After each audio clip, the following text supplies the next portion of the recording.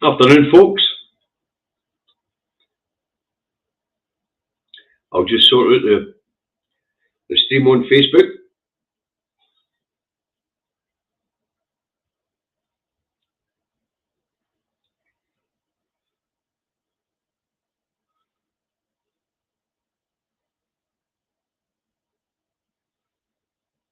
Okay, that's the stream on Facebook sorted out. Let's have a wee look who's all here today. Not bad, 52 already. Now let's scroll up. I've got Lorraine King first in the door. Hi Lorraine, James Connolly, Wolfbet, Rebecca McDougall, Martin Boyd, Scotsman Independence, Stephen McNeil, Eddie Wolfie, Sandy McLean, Mike McLachlan, Stephen Nichol, Millie Jameson, Chris Fisher. Hi Gingers, good morning in America. Hi Dylan, how are you, young man? Ali, how's France today? Who else we got? Chris Fisher. Hi Chris. Hey, we've got Mark Leslie. Reagan Elite, good afternoon Reagan. I've got a nice first section of the show. It's one for you, my dear friend, and all our cousins in England. Afternoon, I don't know if Davies tuned in, John, to be honest with you. Hi Margaret. Who else we got? We've got Audrey, Barbara. Hi Barbara, how are you? Mark Telfer. Let's see if we get any Facebookers in yet. First Facebooker that I can see through the door, Tina Chalmers. And then Melanie McCann. How's things over there in Sweden today, Melanie? Or are you in Scotland today? Can never tell you, Melanie. We've got last brave hearts in. Margaret McCarthy. I've got Davy Keenan in. Gillian Alvis. Gillian, how do? As you can see, Gillian, sorry, that white candle's still burning in your wee block that you sent me on the naughty step. What else we got? Right, we're up at our 100 mark. Right, we're up at our 100 mark. Folks, let's get this show underway. It's the two Davies on the 29th of the 2nd, 2024. And unfortunately for me, Sarah hasn't offered to marry any bugger, so I'll need to keep up with. I'll just need to put up with her for the foreseeable future. Damn it. The one day a year a woman can propose and she doesn't bugger up and propose to somebody else.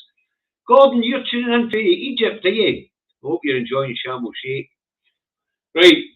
Anyways, two Davies on the 29th of the 2nd, 2024, minus the Davy. So this will be done in the style of Indie Truck Davy.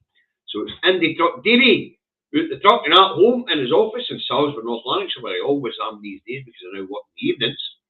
And where it is quite a nice afternoon, clear, 8 degrees, no bad for the last day of February. Now that's a weather forecast for Salisbury, North Lanarkshire. If you want to know what weather's like where you are, look at your ain't bloody windy. That's that sorted. All right, I'm going to fly through this, folks, because I've got something else to do this evening as well as work. But here we go. Okay, so first up, Monday, Scottish budget passes Holyrood Parliament. Now, the biggest change to happen is in the area of the devolved tax of income tax. All right. Now, Scotland's progressive tax system just got more progressive.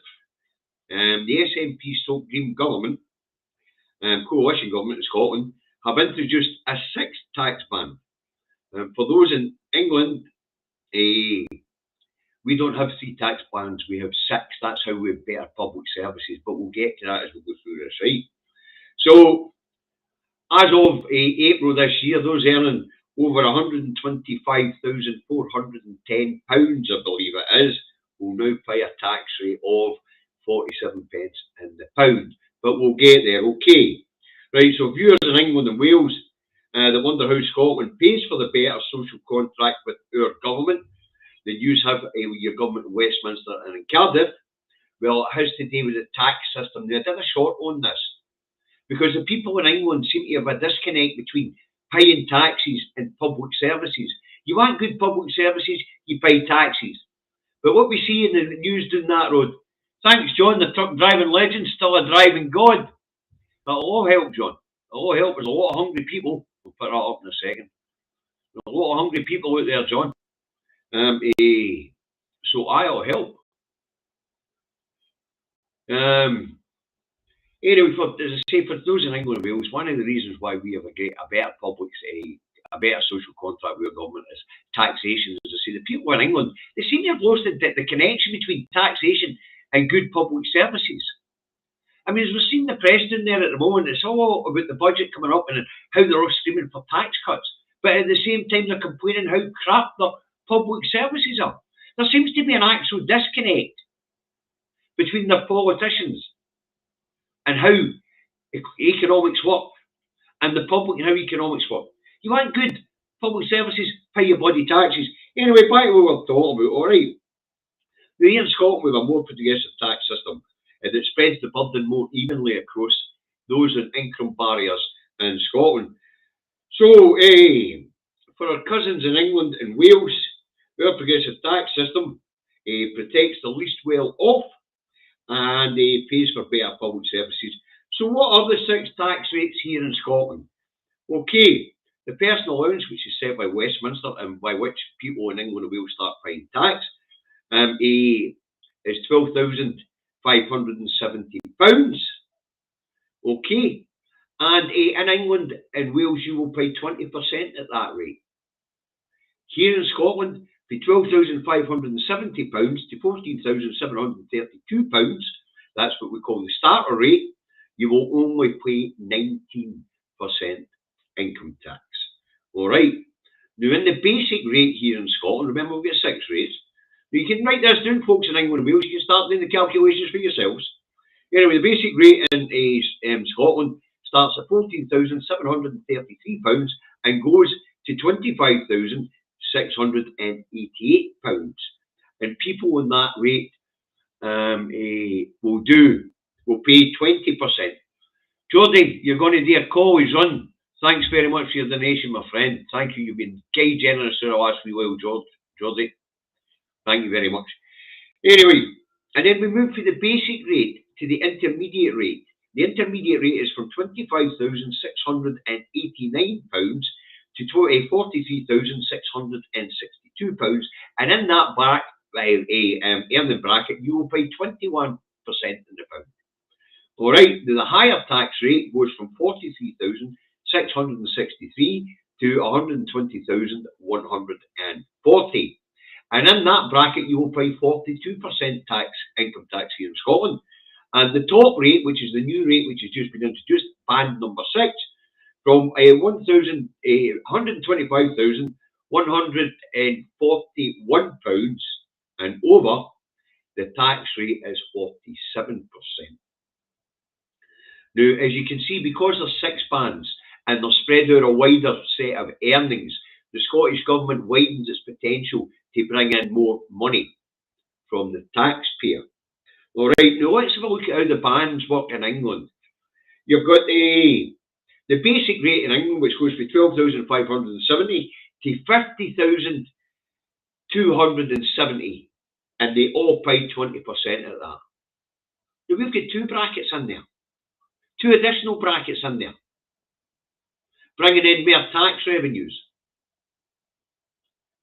All right, now the high rate in England goes from 50,271 to 125,140, and they pay at 40%.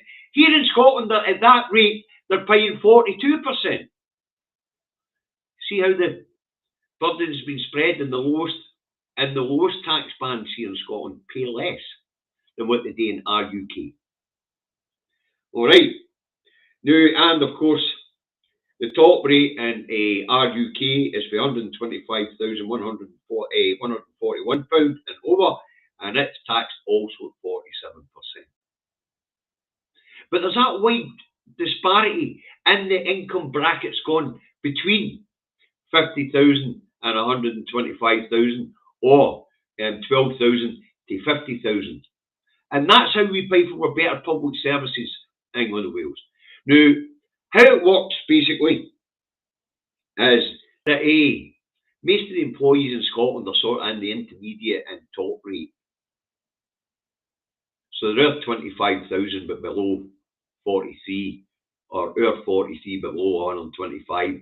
So we get to bring in that wee bit extra tax in that bracket, and then of course there's a new tax rate for those who are earning over 125,140 quid at 47%. All right.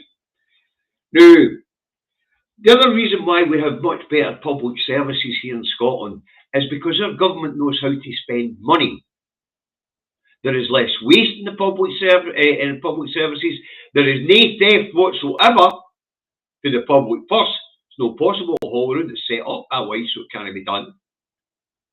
So they brown envelopes to a middleman and a party to get what you want for the government. And we have better procurement procedures. And in procurement procedures at Holyrood, we protect the employees of the company who want to do the work for us.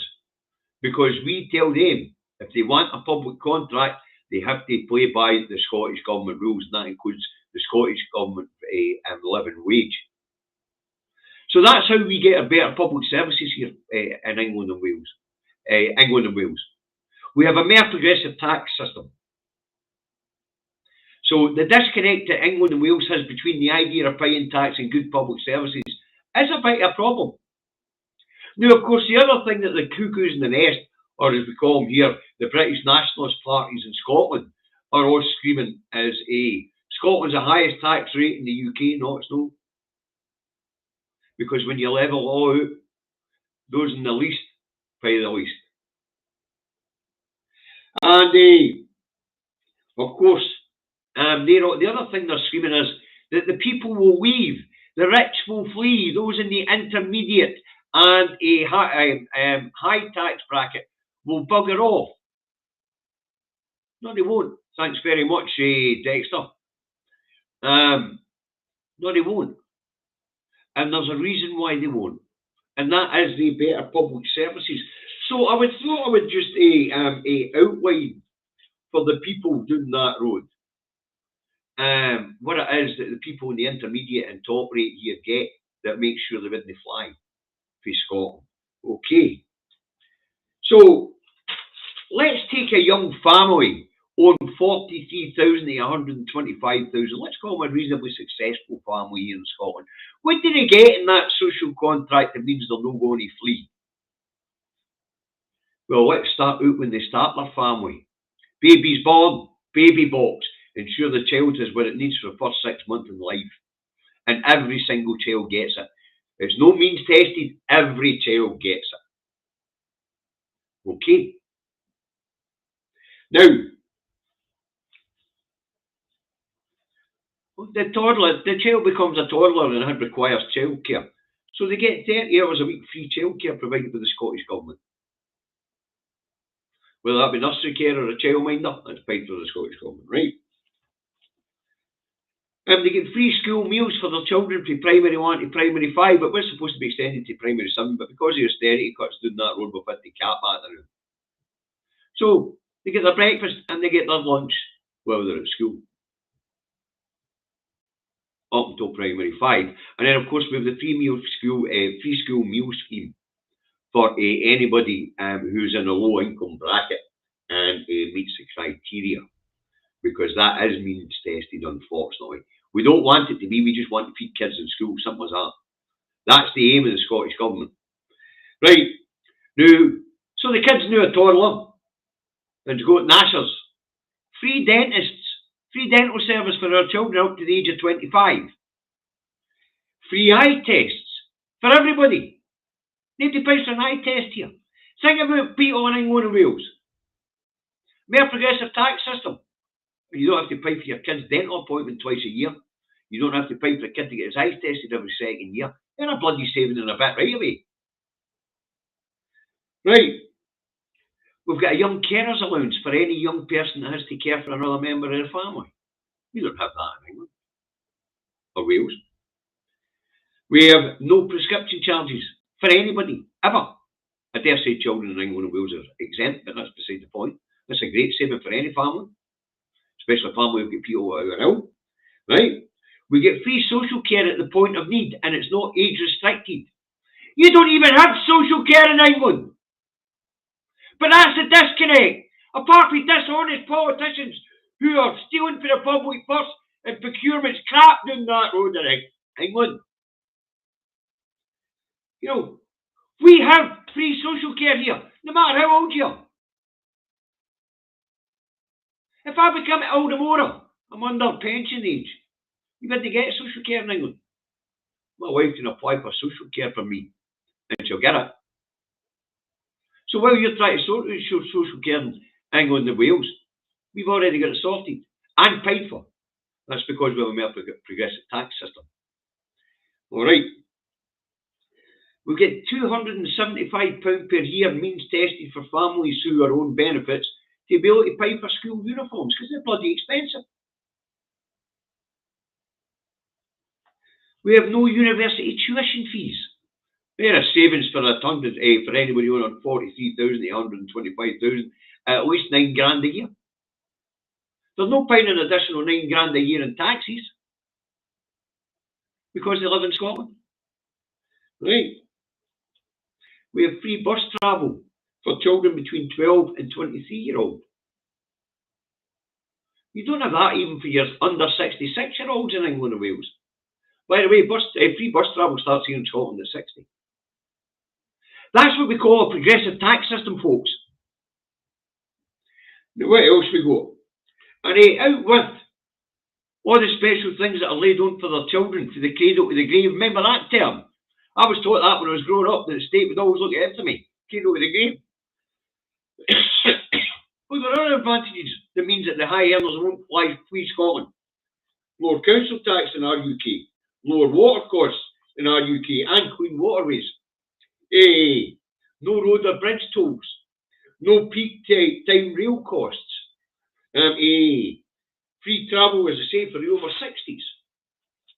These things in our social contract with the Scottish Government are worth more to those in the intermediate tax bands and the high tax bands and the new top rate band. These things are worth more than the additional tax they're paying. Now, as I say, if you're watching in England and Wales, this is down to political will, clean politics, good public procurement, and nae theft for the public purse. And when I say nae theft for the public purse, do you know we the First Minister had to resign, a guy called Henry McLeish, because he forgot to declare that he'd bought a 97 pence packet of biscuits with public money for his constituent office. That's what I mean about not being able to steal for the public purse. What have we just watched with the PPE contracts down that fucking road? You complain about public services, don't want to pay tax. And then you've got a bunch of thieving fuckers for politicians that you elect. You couldn't believe it, England and Wales. So England and Wales, see, you know, they want good public services. Maybe you should pressurise your politicians to follow Scotland's model and to set up a proper social contract with the people. And that way the people don't mind paying taxes because they see they're getting the services they're paying for. So the cuckoos in the nest, or the British nationalist parties here in Scotland, that'll be Labour, Lib Dem and Tories, and in Westminster are always parroting this shite about Scotland being the highest taxed area of the UK. Actually, because most people who pay tax are in the low earning or the starter rate, between 14 and 25 grand here in Scotland, actually generally people pay less tax. When it comes to council tax rates, water rates, everything, we pay less tax in our UK. But we've fucking good public services because we've got honest politicians who take interest in the well-being of the people. If you want a good economy and you want a good nation, you need a healthy, well-educated, well-fed population. And they are the three main areas of concentration for our government, because we're trying to set up a well-being economy here.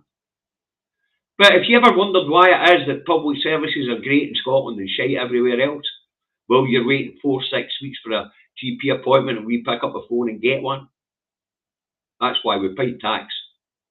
And we have honest government who have good public procurement and no theft of the public purse. We're no paying middlemen to take a slice off everything that goes on. So that's the Scottish budget passed with the usual push from the British nationalist parties in Scotland screaming, high tax, high tax, high tax. You want good public services, you pay high tax. The people here in Scotland understand that because we're a left-leaning society. And there is no disconnect between the Scottish public paying tax and public services, as social attitude studies show.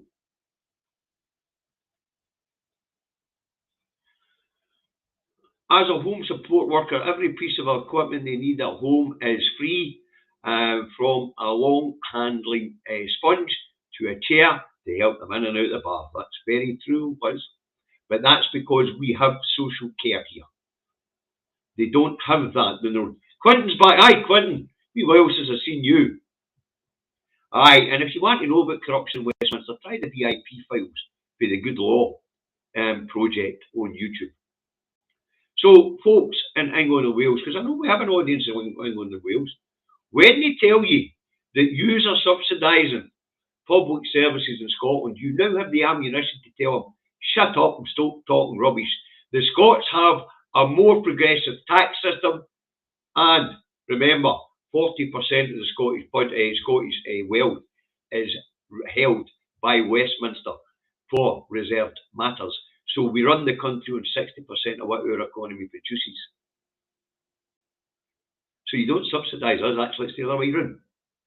You require 40% of what we produce in order to stay afloat and pay your bills.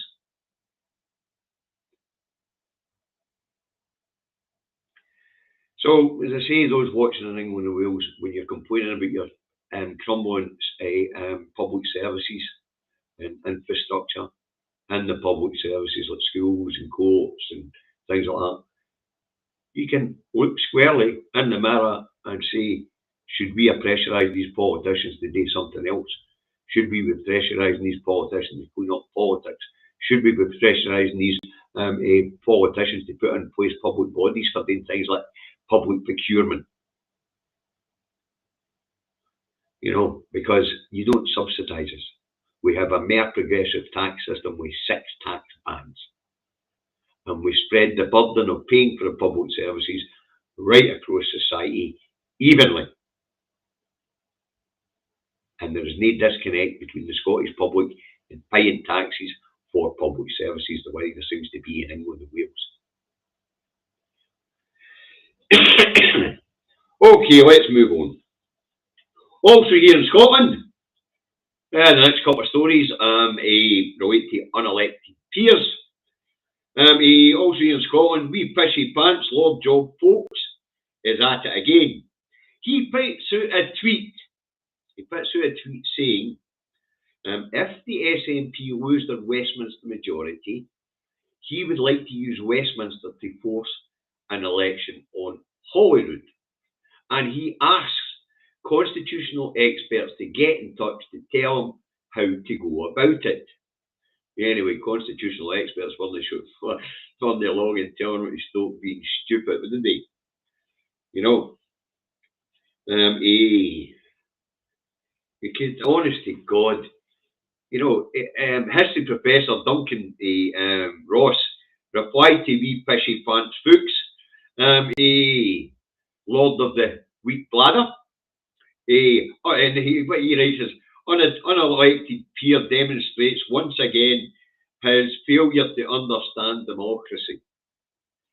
And I can't remember the name of this professor was. I looked for it again, but I couldn't find it. Anyway, Professor at Aberdeen Robert Gordon University, who studied under the great John Smith, tells me, George, unfortunately for you, this is a non-flyer.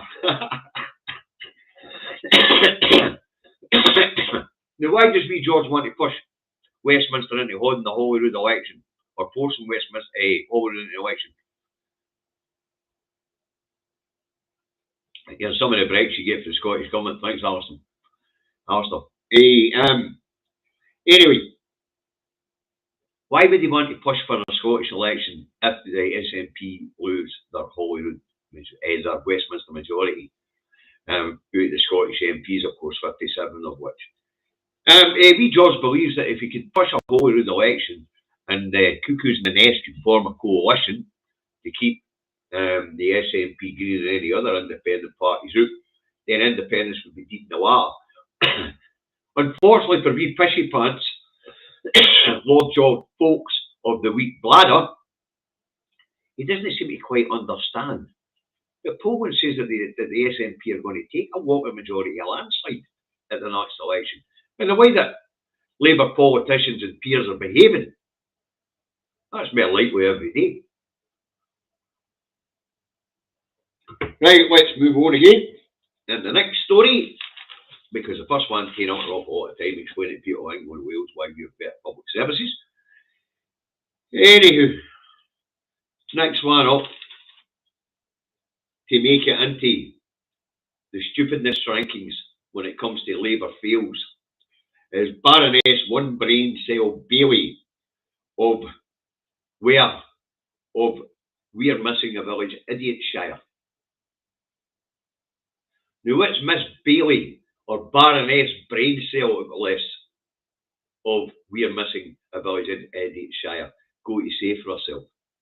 Well, the Press and Journal ran a headline on their front page with a picture of Starmer, Rachel Reeves, Ed Miliband and Sarwar on the front page.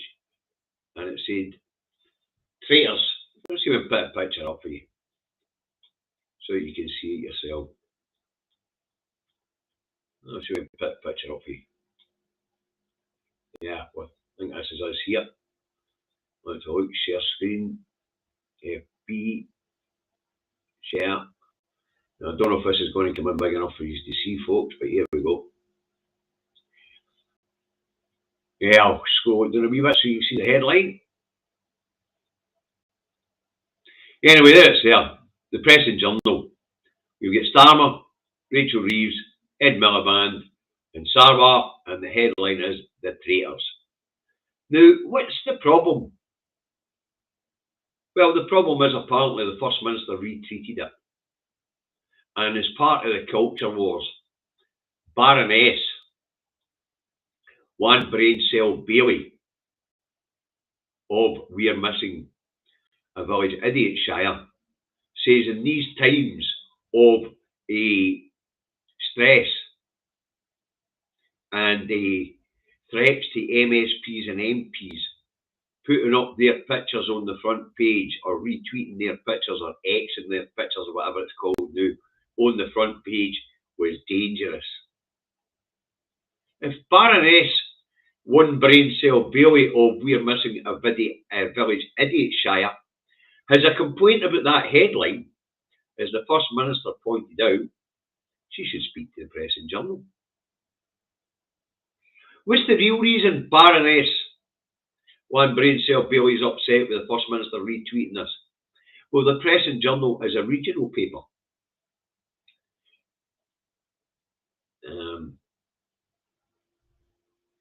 I'll put that one up. The Press and Journal is a regional paper, and the people here in the Central Belt are less likely to see it. So, being tweeted by the First Minister means the people in the Central Belt aren't going to see the Press and Journal's headline, because he's got a huge following, obviously, in X. That's her problem. Now, what does the headline relate to? The headline relates to the windfall tax that Starmer is proposing to put on oil and gas giants. Now, normally, that sort of thing would be applauded. But the reason why the Scottish Government, the SNP Green Scottish Government, are being very careful in saying we want a just transition is because we remember what happened when the mines were all fucking shut like that.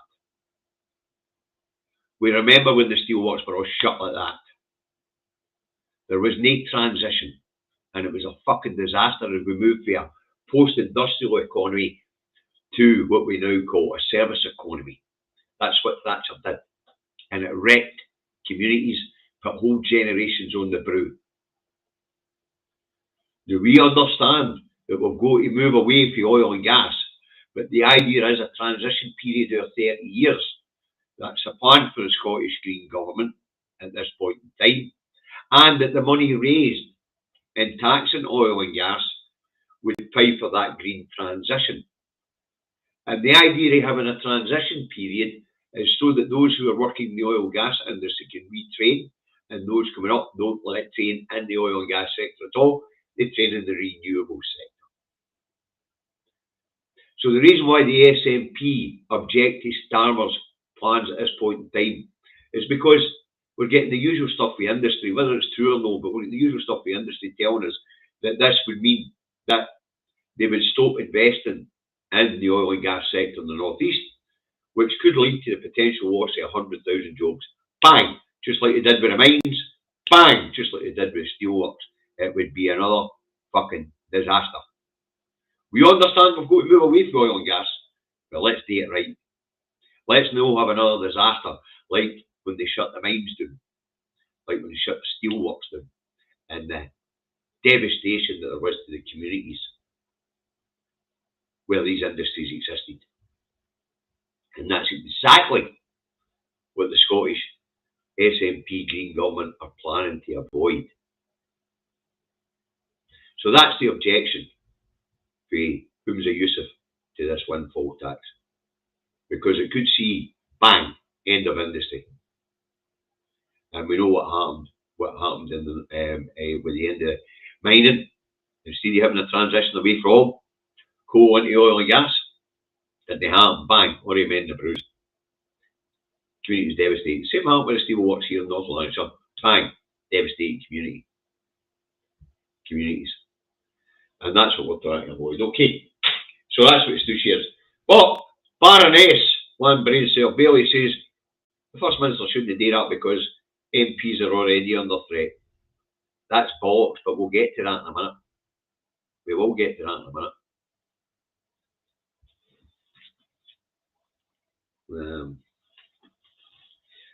Right. This one's an interesting one. The Tories throw SNP defector under bus. MP Lisa Cameron for East Kilbride walked the floor from the SNPs to Tories at Westminster. She's told by the Scottish Tory chair that they won't be putting money into fighting for her to hold her seat. That nice one.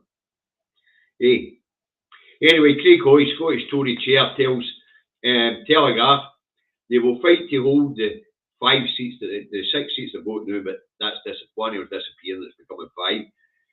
Of the 5 seats they would have held. And they will target Moray West, I think that's a new one, Nairn and Strathspey, Ayr, Carrick and Cumnor,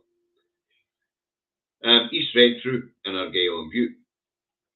And they're all seats held by the SNP.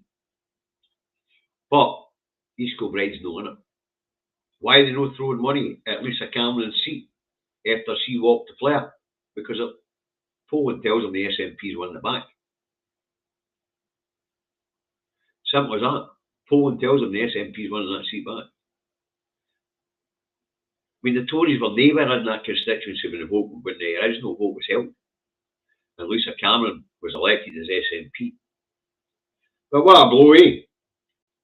Sacrifice yourself to go to the Tories and they sacrifice you the minute an election comes through. Nice one. Hey, Anna Sarwar, let's move on. Anna Sarwar's got new problems, as you know. We've got the Inverclyde Council leader, and we've got the Western Berkshire Council leader, writing to Michael Gove, to ask Michael Gove to bypass devolution and fund these 2 councils direct. Now, this is a big problem for Sarwar. How is he going to address this? Because under the 1998 Scotland Act, councils are funded fully from Holyrood.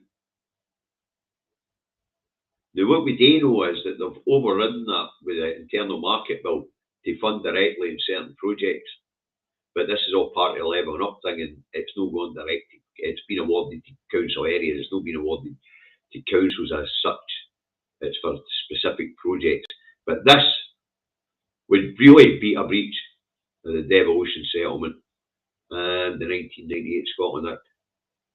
So you're late, naughty step for me. Well, you know what it is. Don't burn your arse in the candle.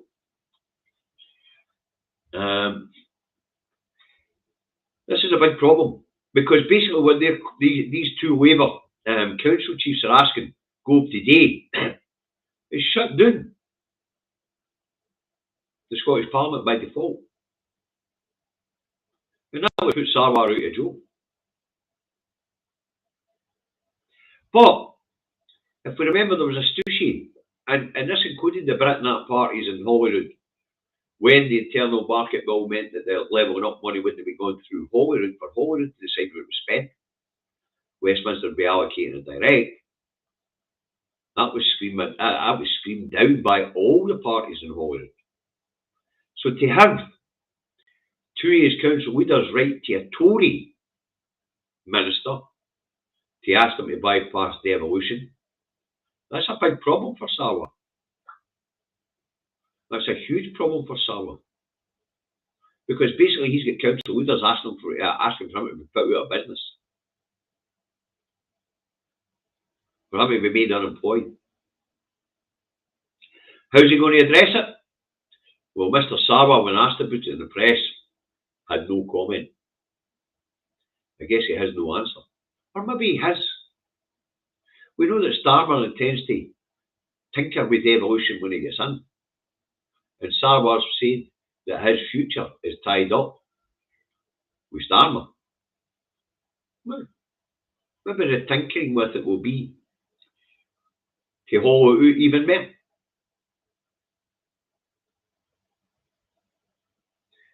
So it's just nothing more than a talking shop. That's what Labour tell us after the last referendum anyway.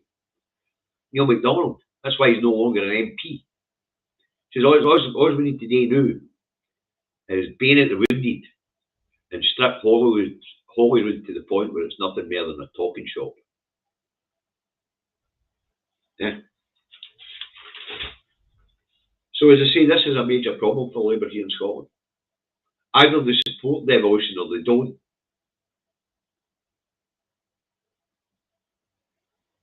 Either they support devolution or they don't. And if they're going to join the Tories and they don't, pile. And there is going to be trouble ahead because devolution and all the social attitude studies is popular here, and it's popular here for the reasons why we talked about in this first section of this programme. Because of the better social contract and the better governance we get for Holyrood and what we get for Westminster.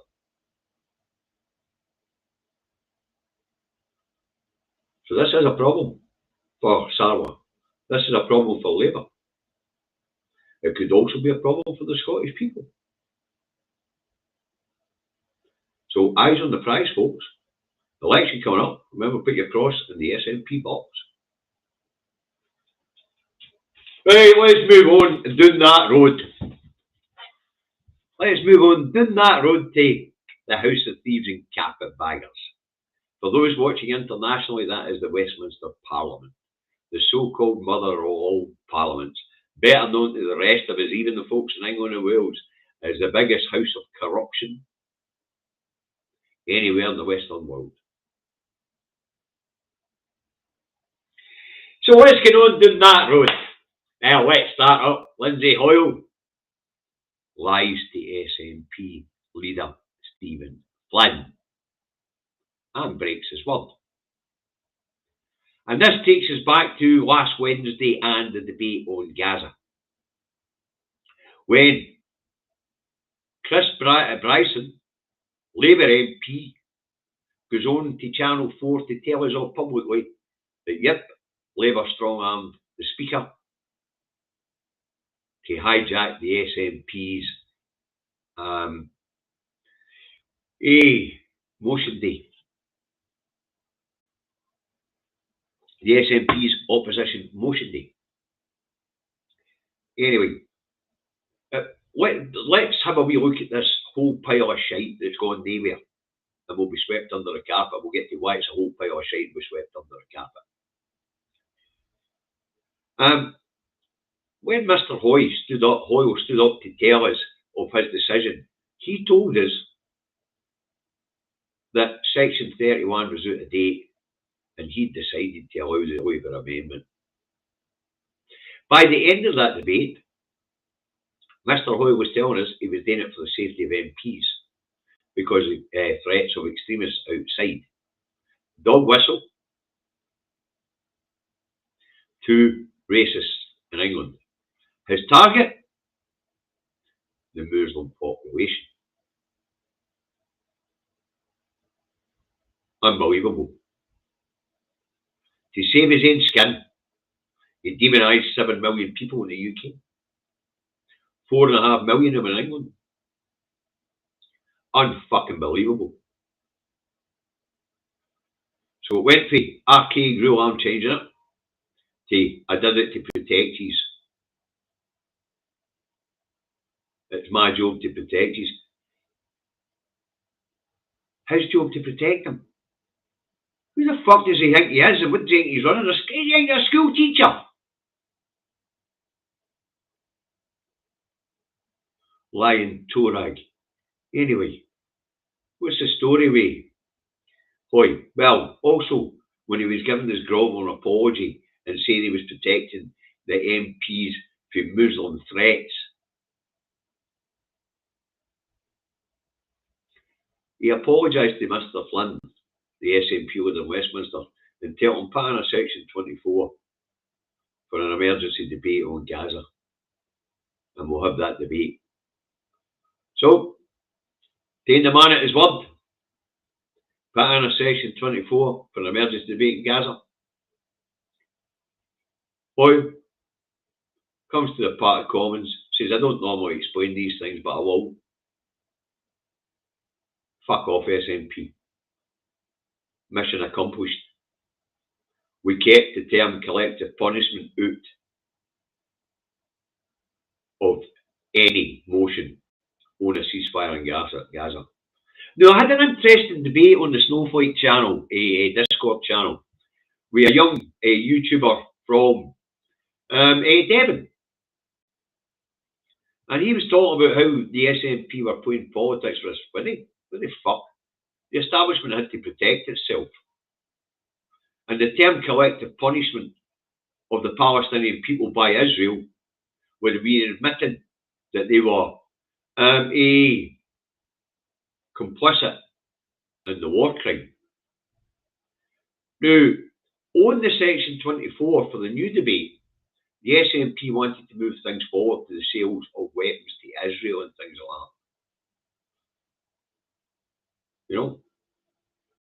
Well, the reason why that term, collective punishment of Palestinian people by Israel, could not be permitted was because if there was an admittance by the Westminster Parliament that Israel were committing a war crime, then under international law, they would have to stop giving Israel money, they would have to stop giving Israel weapons, and they would have to stop giving Israel diplomatic assistance.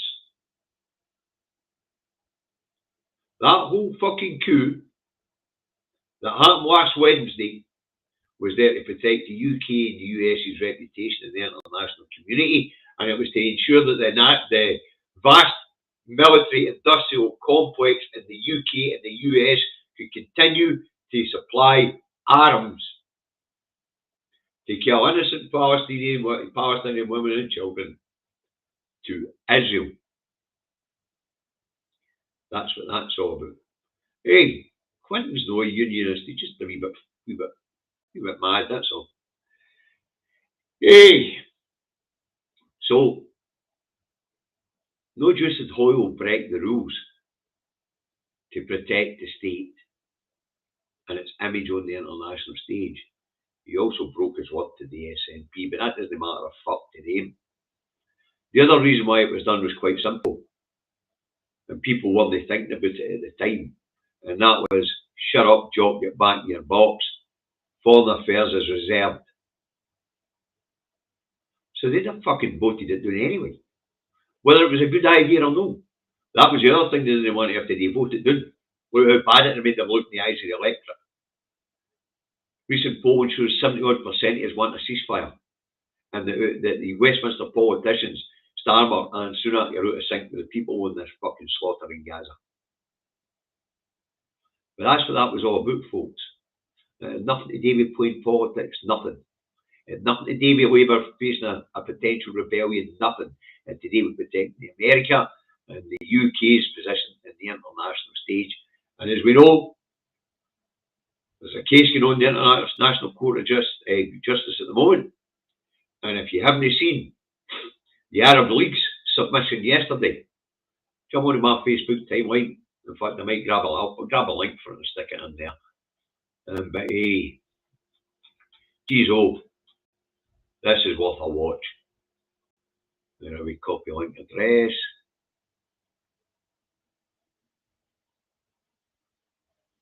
I'll stick this in the comment, folks, because if you haven't seen this, this is a must see.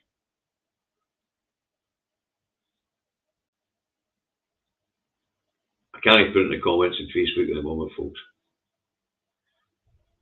Right, moving on.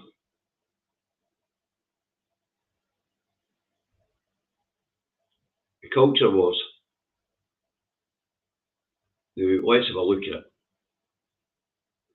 Right, with Lee Anderson, Breverman, we've now had Hoy, the Speaker, Lindsay Hoyle, stoke the culture wars. We've had Starmer stoke the culture wars. Right? And the people being, of course, attacked are the Muslim community, which is outrageous.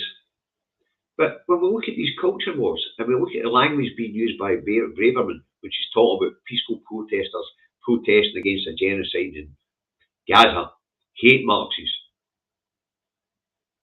If we look at what's being said by people like 30 POE, apparently London's been taken over by extremists because people are protesting against a genocide in Gaza. Peaceful protesters, let me emphasise.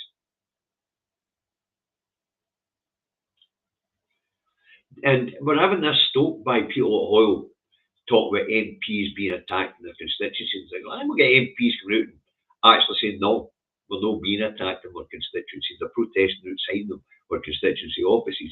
Now, we did have one MSP in Glasgow claim that his staff were terrified about some Labour MSP in Glasgow, regional MSP Glasgow, claimed his staff were terrified and the police were called. The record of events given by Police Scotland was that nobody was frightened and the peaceful protesters were just standing at the doorway. They weren't causing any trouble, they were just protesting peacefully. So another Labour liar. As I say, the culture wars have been stoked and it's dangerous. But when the Speaker of the House of Commons is one of the people stoking it, then I think this headline says it all. We double down news. We'll put this one up for you. I'm not going to play it, but I'll put it up for you to see it.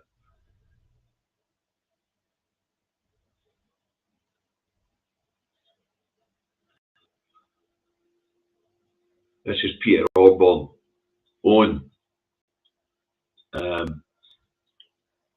on the real threat to British democracy.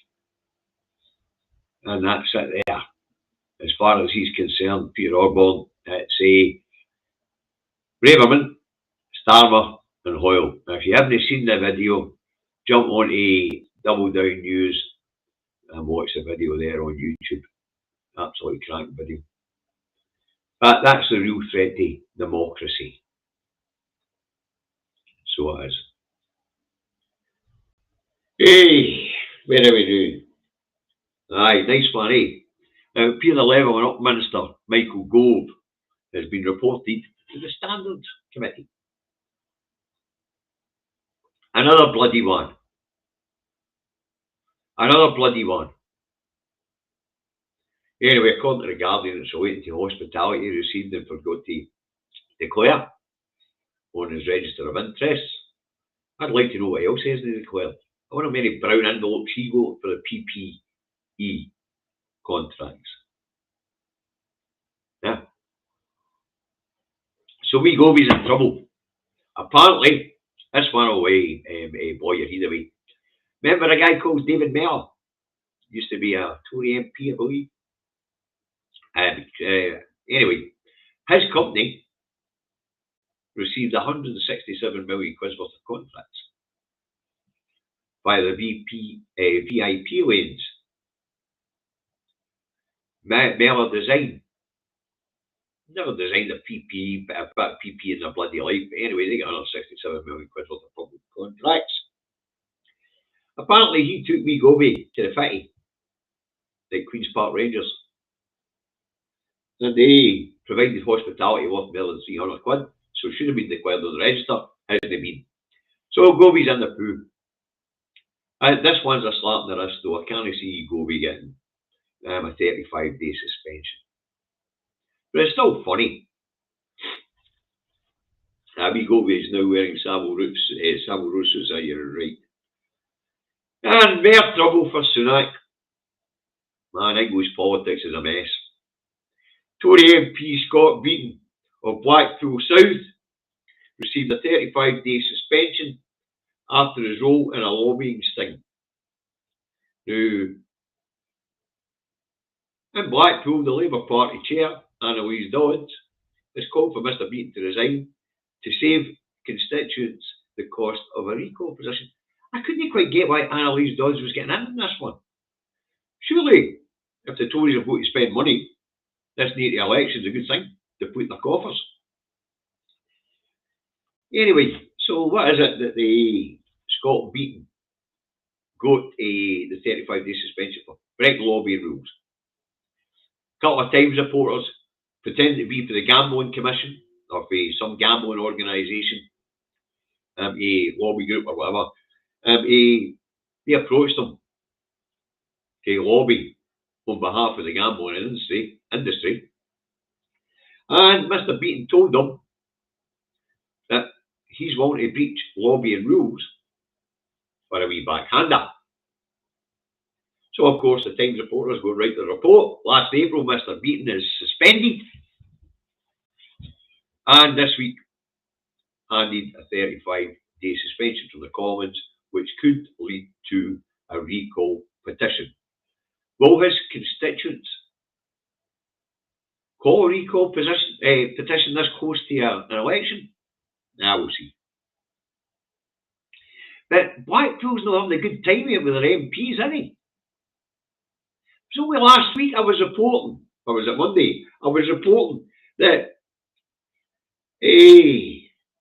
Paul Maynard, the MP for Blackpool North and Cleverley, has been reported to the Standards Committee for spending public money on Tory campaign material, which breaks electoral law, and for using equipment provided by the public purse for the work in his constituent office to print off Tory campaign materials. So, Blackpool's not having much luck with their MPs, are they? Unbelievable. But, I mean, how many is that now? But see, when you take this Mr Beaton case, 10 months to get this through the Standards Committee. I'm no bloody surprised. Why am I not surprised? There's that many MPs being reported to you. They're all bent, they're all corrupt, they're all sexual offenders, they're all becking everything you can think of under the sun.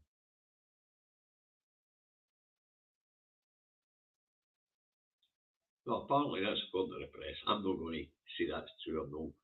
But the amount of people being referred to the Standards Committee is an all-time high.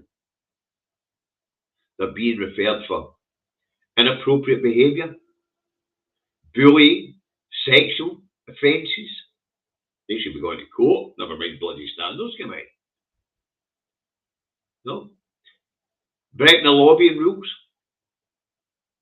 No declaring additional incomes. Yeah, you just couldn't make it up. They really couldn't make it up. And that's why I said at the beginning of this section when we moved to the House of Thieves and Carpetbaggers that the whole is the whole, yeah, not just in Scotland, but England, Wales, and Northern Ireland, we all know that it's not the mother of Parliament, it's the mother of all dens of iniquity and corruption. So it is. Anyway, where are we at? 55, isn't there? I've many bar through this. Right, let's move on to what's going on in Ukraine and Gaza. So let's have a quick look at Ukraine first. Putin warns West against sending troops to Ukraine. Why would we be sending troops? Arms, aye, troops. That means we're getting involved in the land war. That'd be stupid. And Ukraine claimed they've put down their Russian planes. And NATO allies reject Macron's idea of putting boots on the ground in Ukraine. And Zelensky says 31,000 troops killed in war in Ukraine. See, it's only gone 2 years, that's not bad.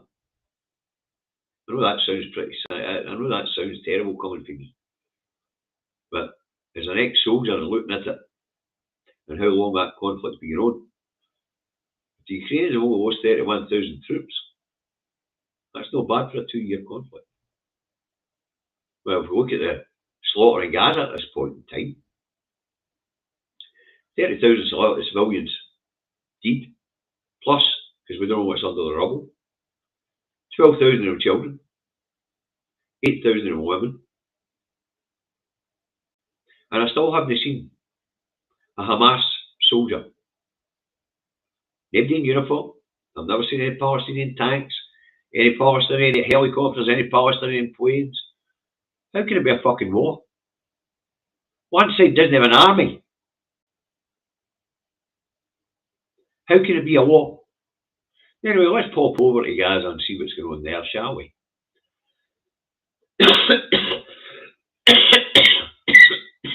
More than 100 reported killed yesterday. More than 30,000 killed in Gaza. The health ministry tells us. And Biden tells us there could be a ceasefire deal on the table by next week. I think Genocide Joe is starting to feel the pressure. I really do think Genocide Joe is starting to feel the pressure. Anyway, Ramadan starts next week. And we're hoping for a ceasefire. At this point in time, the United Nations have had to stop supplying aid to North Gaza. At this point in time, the people are starving and the cold weather's hitting. And this is absolutely murder.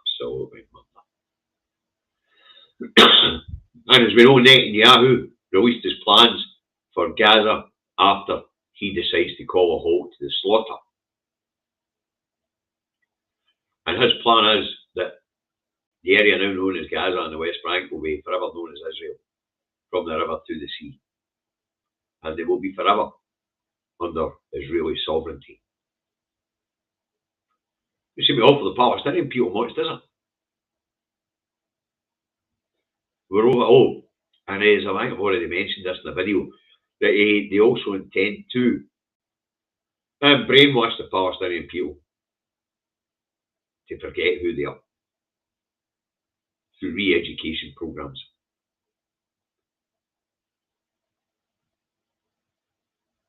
Sounds a bit totalitarian, does it not? Sounds like the end of the Palestinian people. Who's going to buy that shit? Who's going to buy that?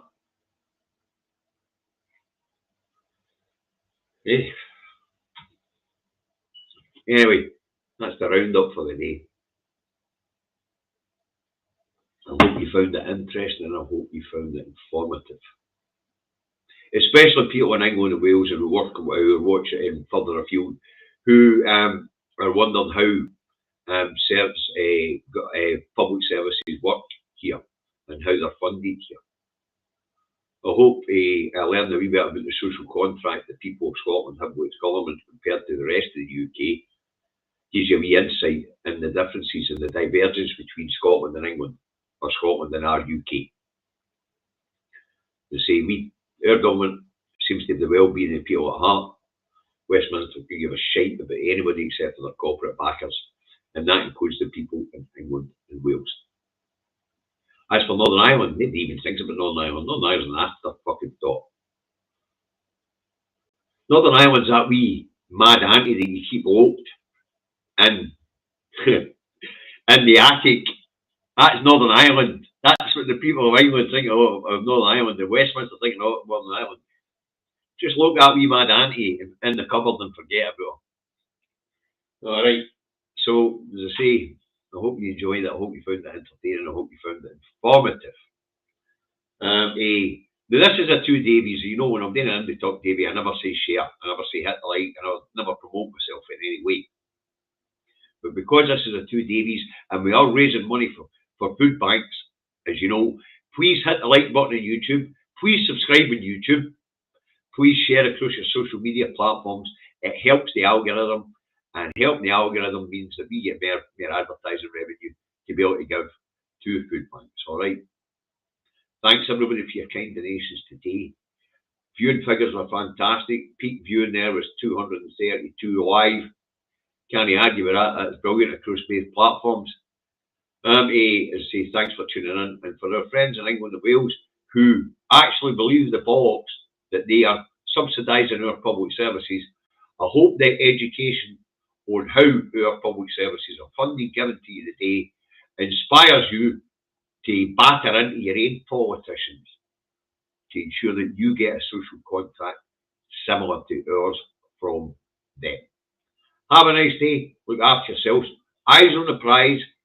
General election coming up. When you troop into that polling booth here in Scotland, remember and put your X in the SNP box. Here ended the Particle Political broadcast on behalf of the SNP. Bye for now.